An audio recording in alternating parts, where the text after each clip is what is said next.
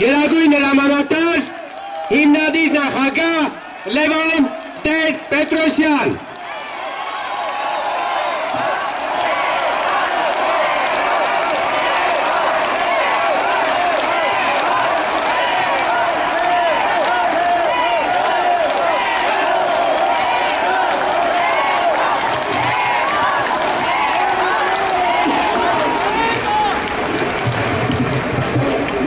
Սիրելի հայրենակիցներ, ես ուզում եի այսօր երկար խոսել, բայց տեխնիկական պատճառներով մենք 40 րոպե ուշ սկսեցինք մեր հանրահավաքը, եւ ես խոսեմ այնքան, ինչքան որ դուք ինձ թույլ կտաք։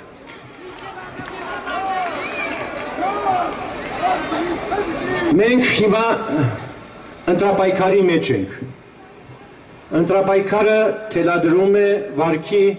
իր կանոնները։ Երույթները, քանի մոտենում են ընտրությունները, ավելի կտրուկ, ավելի խիստ եւ ավելի էմոցիոնալ են դառնում։ Բայց դա անհրաժեշտ է, դա անխուսափելի է, բայց միևնույն ժամանակ պետք է նկատի ունենալ, որ ընտրարշավը լուրջ աշխատանք է, լուրջ գործ և հետևաբար կարիք ունի մեկնաբանվելու, բացատրվելու, հանդարտ վերլուծություններ անելու։ Հիմա մեզ կրկին մեղադրում էին, որ մենք չենք համագործակցում ընդդիմության հետ։ Ստեղծեցինք ընտրությունների օրինականության վերահսկման միասնական շտաբ, որի անդամակցում են հայ հեղափոխական դաշնակցությունը, ժառանգությունը, Բարգավաճ Հայաստանը եւ Հայ ազգային կոնգրեսը։ Հիմա տեսեք, այն նույն մարդիկ, որոնք մեզ մեղադրում էին, թե մենք չենք կարողանում համագործակցել ընդդիմության հետ, հենց սկսեցին համագործակցել, սկսեցին դա դարձնել իրենց գլխավոր թիրախը։ Եվ հիմա ողջ իշխանական քարոզչությունը եւ նրան լծված ժամանակին իբրև թե անկախ համարվող լրատվամիջոցներն ու քաղաքագետները լծվել են մի գործի, ամեն ինչ անել այս շտաբի գործունեությունը վիժեցնելու համար։ Իսկ դա կարող է ունենալ միայն մեկ նպատակ՝ Սերժ Սարգսյանի, Ռոբերտ Քոչարյանի արյունոտ ռեժիմը համերժացնելու համար։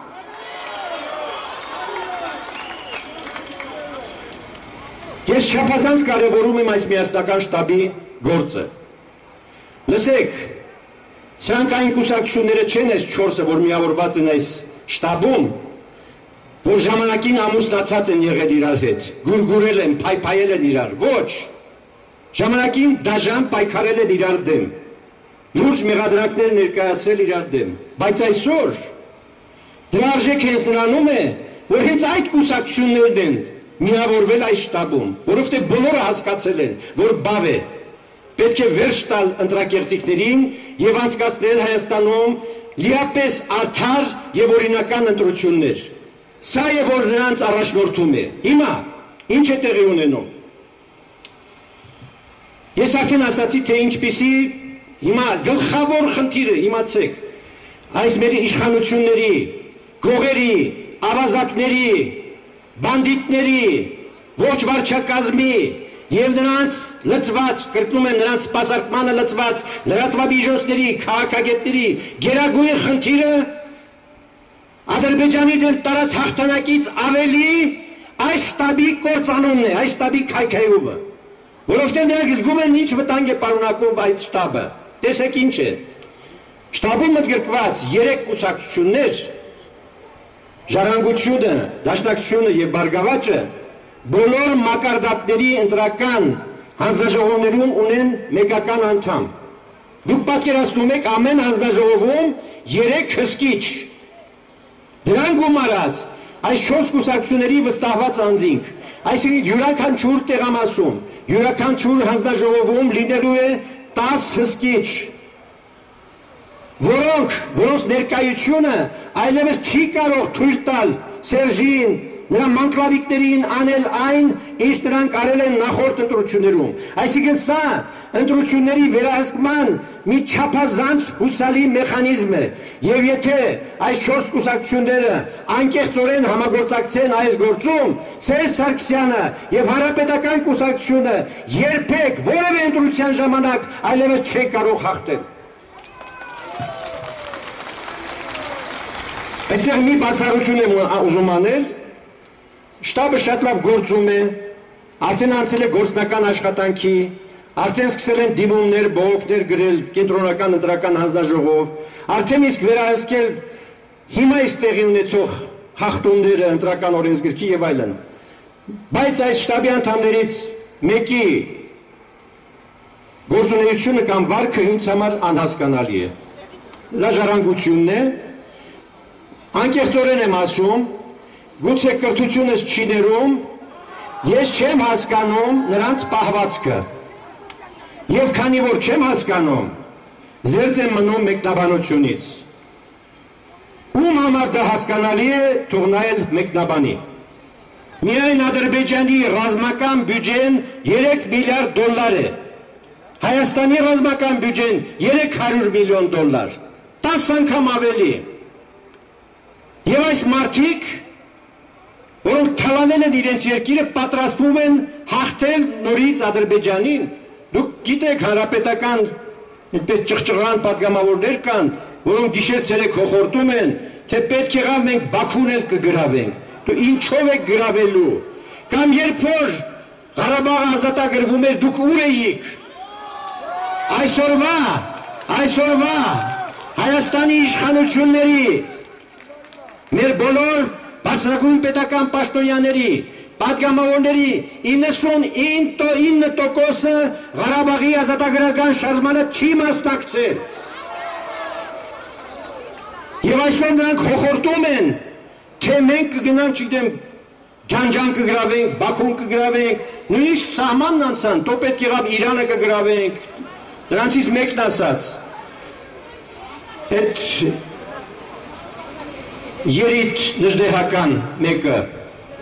ամենակարևոր հանցանքներից մեկը մեր իշխանությունների, ժողովրդի անպաշտպանվածությունը։ Սա կարող է վերացական թվալ, բայց ես ձեզ կոնկրետ օրինակներով կխոսեմ։ Եթե դուք մի խնդիր եք ունենում հարևանի հետ, մի հանցագործի հետ, ձեզանից քանիսը կհամարձակվի դիմել ոստիկանությանը օգնություն ստանալու համար։ Քանիսը կհամարձակվի դատարան դիմել։ Ով դիմեց, նա է տուժողը դառնում, իմացեք։ Որովհետև եթե դու մտել թալանել են անգամ, եւ դու ճանաչել ես գողին, եթե դու դիմեցիր ոստիկանություն ու դատարան, դու ոստիկանությանն ու դատարանին գործ ես տալիս։ Նրանք անմիջապես գործարքի մեջ են մտնում այդ հանցագործների հետ եւ քեզ են մեղավոր հռչակում։ Ահա մի պետություն, որտեղ ոչ ոստիկանությունն է ժողովրդին պաշտպանում, ոչ դատարանը։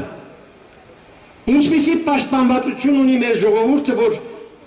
երեխա է դաստիարակում, մեծացնում, 18 տարեկան դարձնում, ուղարկում բանակ, որպեսի բանակում այդ գողերը, ավազակները, կաշառակեր, հրամանատարները կեղեքեն, խոշտանգեն, տանջեն, ինքնասպանության հասցնեն կամ սպանեն այդ զինվորներին։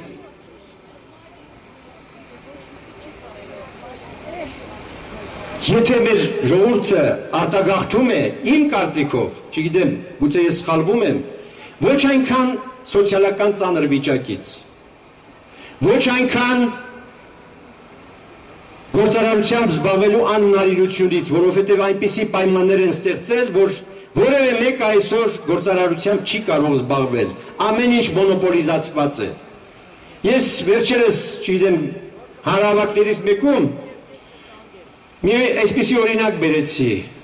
Նիկոլի շատ սիրած մի մարդու մասին, այդ Ալեքսանյան պատգամավորը։ 90-ական թվականների սկզբին այստեղ է Դավիթ Մաթևոսյանը, որը Մեղրիի միլպետն էր, կարող է վկայել։ 90-ականների սկզբին, երբ մենք այն ժամանակավոր կամուրջը կառուցեցինք, Ալեքսանյանը շալակով, պարկերով շաքար էր կրում Իրանից դեպի Հայաստան, անցնելով այդ կամուրջը։ Տարիներ շարունակ, բայց նրա հետ մեկտեղ այդ ժամանակ նույն գործով, տարբեր ապրանքներ կրելով, շալակով, զբաղված էին հազարավոր մարդիկ։ Եվ Մեղրին այդ ժամանակ սկսեց շունչ քաշել, Մեղրիից մինչև Գորիս ժողովուրդը գործ ունեցավ, վարորդները, մանրառևտրականները եւ այլն եւ այլն։ Մի քանի տարի հետո այդ հազարները վերացան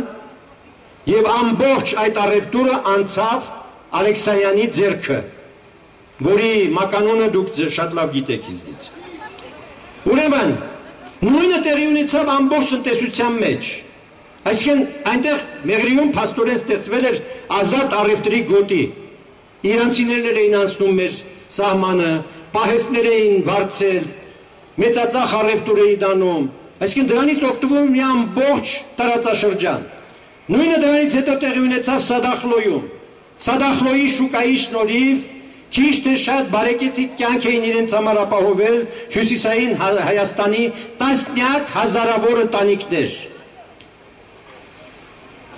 Ագահությունը այս իշխանությունների այնքան մեծ էր, որ դա էլ թույլ չտվեցին։ Անմիջապես վերացրին այդ շուկան եւ այդ ամբողջ առևտուրը վերցրին իրենց ձեռքը։ Այստեղ կլինեն գյուղացիներ Արարատյան դաշտից, Արմավիրից եւ այլն։ Կհիշեք ժամանակներ, որ վրացիները ազատ գալիս էին դաշտերը, այգիները, տեղում իրենք քաղում էին բերքը, տեղում վճարում առանց միջնորդների եւ գնում էին իրենց երկիր։ Դա էլ ոչնչացրին։